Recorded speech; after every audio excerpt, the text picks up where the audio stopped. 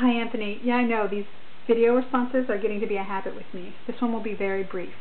First, you can call me Rhonda. Anamamda is just a name that I picked up when I began online journaling over at Diaryland some 3 years ago. I then transferred the same name over to my LiveJournal account, and the reason I've kept it and held on to it is because when you Google Anamamda, I'm the only one. It's pretty amazing in this day and age. Okay, so you can call me Rhonda. I'll continue to call you Anthony instead of Paper Phoenix. Something I forgot to comment on. Oh, and by the way, I do want to say I loved your little backpack story. It was cute and telling. That even as a young girl, your classmate equated, clutter and mess in a backpack with the fact that, oh yeah, of course, you're an artist. What I wanted to comment on was your plan to take your folders out of the file cabinet, which you don't like to bend over and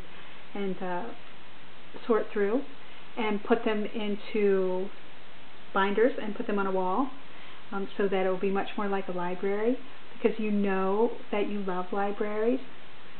That's a wonderful idea, and I think you're completely right. I mean, I too used to keep a folder of images for inspiration, just things clipped from magazines, in a file, in my filing cabinet, and I rarely went back to check on them. I would occasionally throw more things in, but I really didn't use them, because I didn't realize it so much, but it was just a hassle. You just didn't like that feeling of bending over and going through your files and looking through it. So that file cabinet is now in the basement, by the way. What I do like is looking through our photo albums. We print our digital photos, and my husband prints them out and organizes them and puts them into binders, and they're on a bookshelf. And I probably look through those 3 or 4 times a year. So I think you're absolutely on the right track with organizing your papers that way. I loved libraries so much from the time I was a little girl that I once, in middle school, at the age of 10 or 11, even risked the wrath of my parents by walking by myself to the local public library after school. The library was probably a half a mile away. But after I spent an hour or so at the library, I began the trek home, which was more like 4 or 5 miles away. And the trek wasn't along sidewalks. It was along windy roads leading out to the suburbs. And I didn't get home until dusk.